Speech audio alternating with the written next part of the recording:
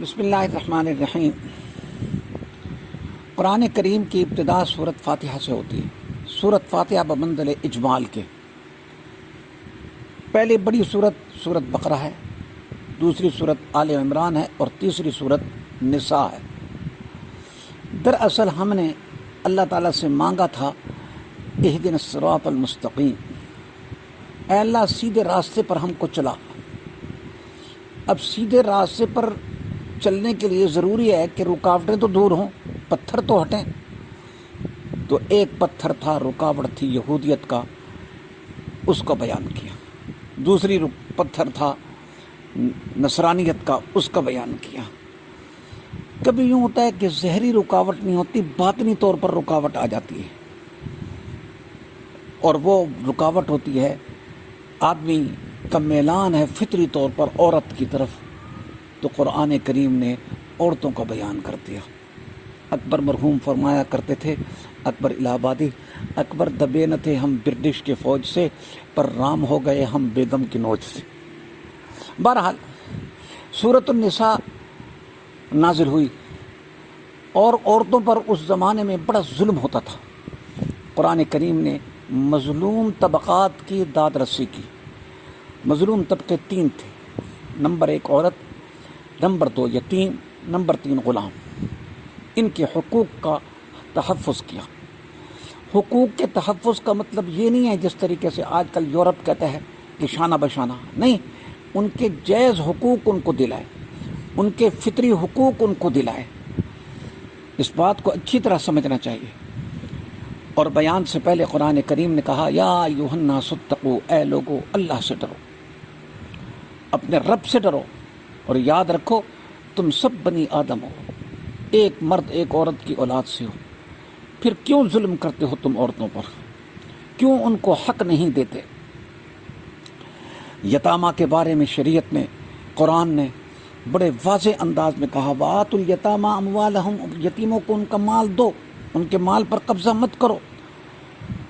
اور ایک یوں ہوتا ہے کہ آدمی بسا اوقات عمدہ مال یتیم کا اپنے پاس رکھ لیتا ہے اور گھٹیا مال اس کو دے دیتا ہے۔ فرمایا کہ ایسی حرکت بھی مت کرو۔ اور اسی رکوع کے آخر میں فرمایا، ان الذین یاکلون اموال الیتامی ظلما، جو لوگ ظلماً ان کا مال کھاتے ہیں گویا کہ اپنے پیٹوں میں آگ بھرتے ہیں۔ اللہ اکبر۔ یتیم کی داد رسی کی، بہت حقوق بیان کیے قرآن کریم نے۔ عورتوں کا حق تھا، عورتوں پر زمانہ جاہلیت میں جبر کرتے تھے۔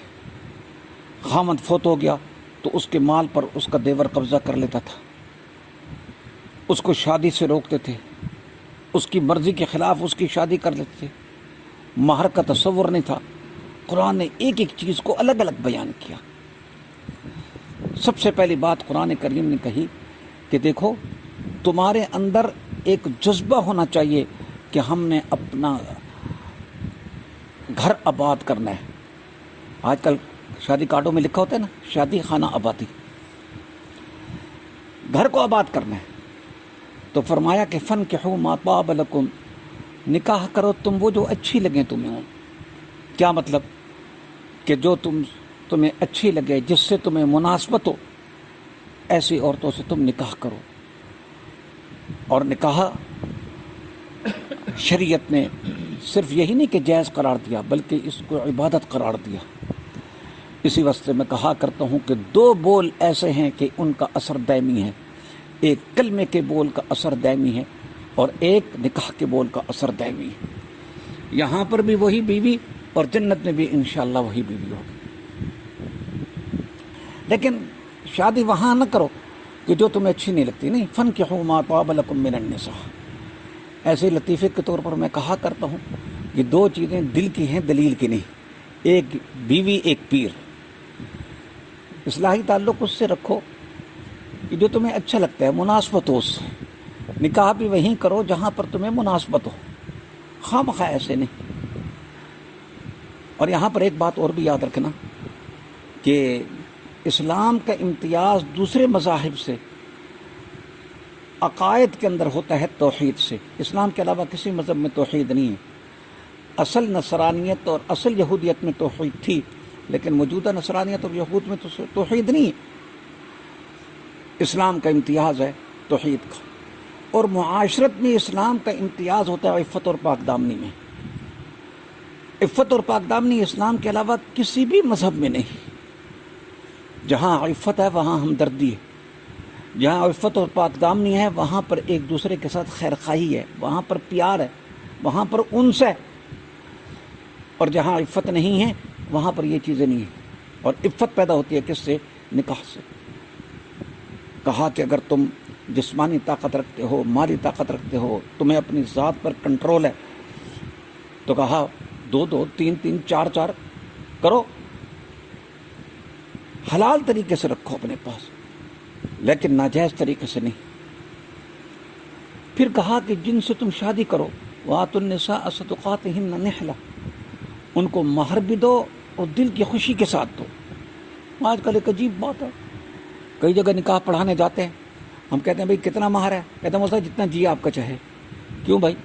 مولوی صاحب نے مہر ادا کرنا ہے، جو مولوی صاحب کا جتنا جی چاہے. مہر اتنا رکھو جتنی ہمت ہے، اور جو رکھو پھر وہ ادا کرو.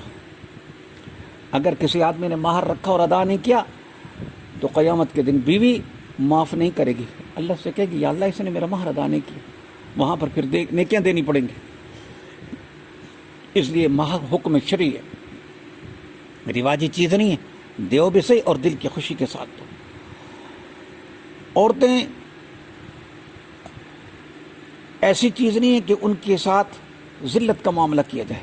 فرمایا کہ وہ مالک بنتی ہیں مال کی. کس کا؟ اگر ان کا خامند فوت ہو گیا، ان کا باپ فوت ہو گیا، ان کو وراثت میں مال ملے گا. یہاں پر 2 مسئلے یاد رکھیں. آج کل ہمارے معاشرے میں ایک بہت بڑی کوتاہی یہ ہے کہ عورتوں کو میراث سے محروم کیا جاتا ہے. بھائی لوگ نہیں دیتے، خصوصاً بڑا بھائی یہ قبضہ کر لیتے ہیں مال پر. یہ ناجائز ہے، حرام ہے. یاد رکھو جس خاندان کے اندر شرعی طریقے سے میراث تقسیم نہیں کی جاتی اس خاندان میں کینہ آ جاتا ہے. زبان سے کچھ نہیں کہتے ہیں لیکن دل کے اندر ہوتا ہے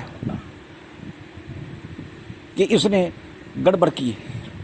اور کئی متقی لوگ یوں کرتے ہیں کہ بہنوں کو بلا لیتے ہیں اور کہتے ہیں ہاں اب آپ کہیں کہ کیسے ابا جان کے مال کے تقسیم کریں. ان کو پتہ ہے، بہنوں کو پتہ ہے کہ اس نے ٹکا نہیں دینا، ہم کیوں اس کے ساتھ بگاڑیں.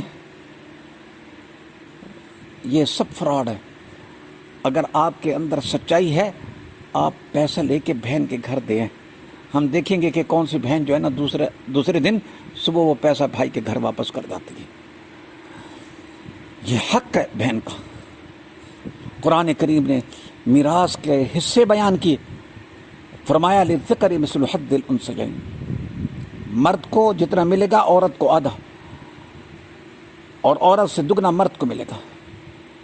اور جو چیز قرآن نے بیان کر دی اس کے اندر آدمی پھر ایسی بات نہ کرے. میں نے ایک دفعہ کہا، میں نے کہا بھائی دیکھو اگر آپ عقل پرستی پر آ جائیں تو کوئی یہ کہے گا کہ عورت کو تو دینا ہی نہیں چاہیے. کیوں؟ عورت کی جب تک شادی نہیں ہوتی باپ کی کفالت میں، شادی کے بعد خامد کی کفالت میں. دوسرا آئے گا کیوں جی جس ماں کے پیٹ سے وہ آئی ہے اسی ماں کے پیٹ سے کیا ہے بھائی بھی آیا، اس کو اس واسطے برابر ہونا چاہیے. یہ دونوں باتیں غلط ہیں. جو شریعت نے کہا ہے وہی بات ٹھیک ہے. یہاں پر یہ بات یاد رکھیں کہ 3 رشتے ایسے ہیں کہ ان کو ہمیشہ میراث ملا کرتی ہے. اصول، فروع، زوجین. اصول کا مطلب ہے والدین کبھی بھی محروم نہیں ہوتے. ایک آدمی مر گیا، اس کی ماں ہے، اس کا باپ ہے، ان کو ملے گا. تفصیل علماء سے پوچھیں. اولاد کو ملے گا، تفصیل علماء سے پوچھیں. بیوی مر گئی تو خامند مر گیا تو بیوی، اس کو ملے گا، تفصیل علماء سے پوچھیں. ہاں اگر یہ تینوں نہیں ہوتے پھر بعد میں بہن بھائیوں کو ملتا ہے، ذوی الارحام آتے ہیں، پھر وہ تفصیل علماء سے پوچھیں. کلالہ ہوتا ہے جس کے نہ اصول ہیں نہ فروع ہیں، پھر اس کی میراث کے احکام ہیں. تو بہرحال مقصد یہ تھا کہ شریعت نے عورت کے حقوق کا تحفظ کیا. اسی حقوق میں سے ایک یہ ہے کہ عورتوں کو خواہ طلاق نہ دو. اللہ کے احکام کو مذاق مت بناؤ. آج کل لوگ سمجھتے ہیں کہ طلاق گالی ہے، طلاق گلی ہے، لگ جاتی، پہلے طلاق دے دیتے ہیں پھر آ کے مسئلے پوچھتے ہیں، اور وہ یوں سمجھتے ہیں جس طریقے سے عدالت کے اندر ہم جھوٹ بول کے نکل جاتے ہیں، یہاں پر بھی جھوٹ بول کے نکل جائیں گے. نہیں، ایسی بات نہیں. وہ ایک دفعہ ہم ایک مسجد میں گئے نکاح کے سلسلے میں، تو ایک آدمی نے کہا کہ مولوی صاحب طلاق دینے سے طلاق ہو جاتی ہے؟ تو بھائی طلاق دینے سے طلاق ہو جاتی ہے. تو اس نے فوراً کہا ہمارے محلے میں سب عورتیں طلاق یافتہ ہیں. کسی نے انکار نہیں کیا کہ یہ غلط کہہ رہا ہے. عورت کو اعزاز کے ساتھ رکھو. اللہ تعالیٰ نے مرد کو حاکم بنایا ہے، الرجال قوامون علی النساء، لیکن ساتھ عورتوں مردوں کو یہ حکم دیا ہے وعاشروہن بالمعروف کہ تم ان کے ساتھ اچھائی کا معاملہ کرو، حسن سلوک کرو ان کے ساتھ. ساتھ یہ بھی ہے کہ اللہ تعالیٰ نے یہ بھی فرما دیا کہ کوئی ولا تتمنوا ما فضل اللہ بہ بعضکم علی بعض. جو فیصلے اللہ نے کر دیے ہیں، کسی عورت کو یہ حق نہیں ہے کہ وہ کہے کاش میں مرد ہوتا، کسی مرد کو یہ حق نہیں ہے کہ کاش میں عورت ہوتی. تو یہ سب باتیں اللہ تعالیٰ نے سورۃ نساء کے اندر سمجھا دی ہیں. اور یہاں تک ہے کہ اگر کبھی گڑبڑ عورت کرے فاعظوہن، اس کو نصیحت کرو. پھر اگلے مراحل ہیں. اور اگر کبھی ٹھیک نہیں ہوتی کوئی تو ان خفتم شقاق بینہما فبعثوا حکما من اہلہ. اس کا مطلب ہے کہ پھر دو آدمی کو بٹھا کے بات کرو نا. بات کیا ہے بھئی، ہر وقت کیوں لڑائی ہوتی ہے، کیوں جھگڑا ہوتا ہے؟ یہاں سے یہ بات بھی معلوم ہو گئی کہ ہمارا جو دین ہے یہ جامع دین ہے. اسی واسطے میں ایک بات کہا کرتا ہوں جو یاد رکھنے کے قابل ہے، ہمارا دین جامع بھی ہے، فطری بھی ہے، دائمی بھی ہے، عالمی بھی ہے. ہمارا دین برحق ہے، پر اس میں جامعیت ہے، اس میں معاشرت کے احکام بھی ہیں، عقائد بھی ہیں، اخلاق بھی ہے، حکمرانی کے احکام بھی ہیں. زندگی کا کوئی مرحلہ ایسا نہیں جس کے متعلق آپ یہ کہیں کہ دین نے اس کے متعلق ہم کو احکامات نہیں دیے. اللہ اکبر. درمیان میں ایک آیت ہے، اس کے متعلق انشاءاللہ العزیز پھر مزید کل عرض کروں گا.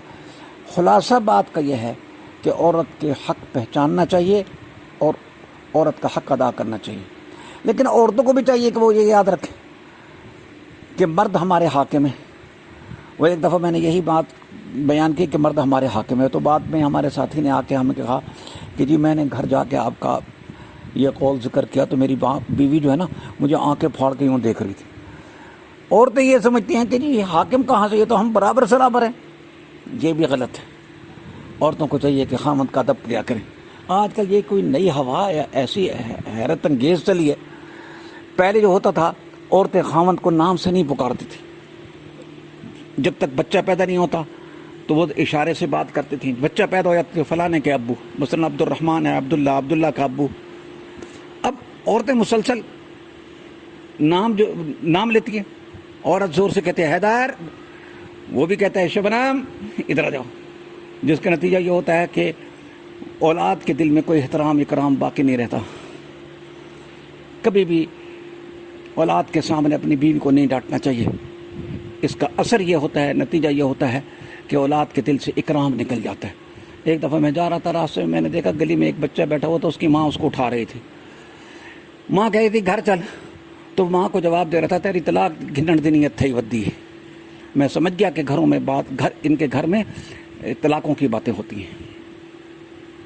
اچھی بات ہے کہ خامد کو پکارا جائے تو ان کے عہدے کے ساتھ، مثلا کوئی قاضی صاحب، مولوی صاحب، فلاں صاحب، فلاں صاحب، فلاں صاحب، فلانے کے ابو، اس طرح پکارا جائے.